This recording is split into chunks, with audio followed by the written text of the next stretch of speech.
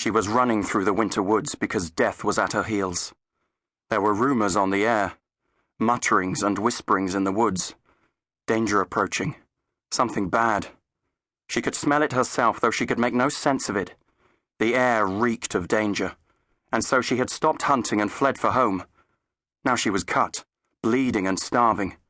Fallen branches cracked and splintered beneath her powerful limbs as she ran.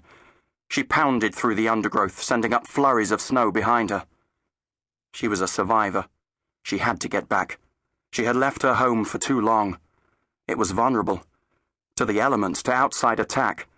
To the thing that was coming for them all. Her cubs were there. She hoped they were still there. She allowed herself to think of them briefly. 3, hungry as she was, calling out for her in the musky gloom of their den.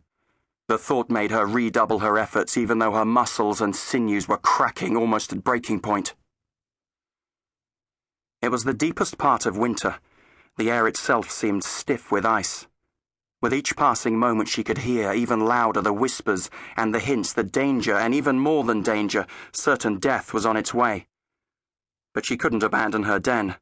Her children were too young. If she tried to move them now, they would all surely die.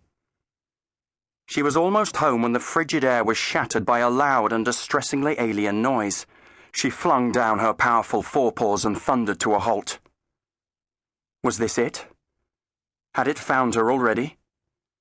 As the noise increased in pitch and intensity and a solid blue shape began to materialize in the glade, the cat threw back her massive head and roared. Her savage jade eyes narrowed at the sight of the unknown object as it solidified before her. Soon the noise died away, but there was a strange smell. Alien. And there were creatures within that blue box.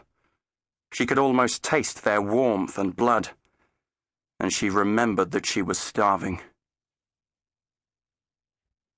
Martha Jones stood back as the doctor whirled around the central control console of the TARDIS. She knew that when his behavior was as frenetic as it was now, the best thing was to stand back and wait until he calmed down.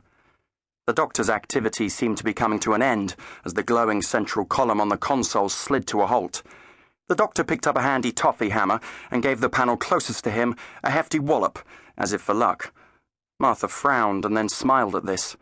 Sometimes it seemed to her the doctor operated more by luck than logic, yet still he seemed to get away with it. There was something irresistible about his enthusiasm and general haphazardness that just made her grin. "Have we got there in time?" she asked him. He whirled around now and caught her laughing at him. "Yes, just in time.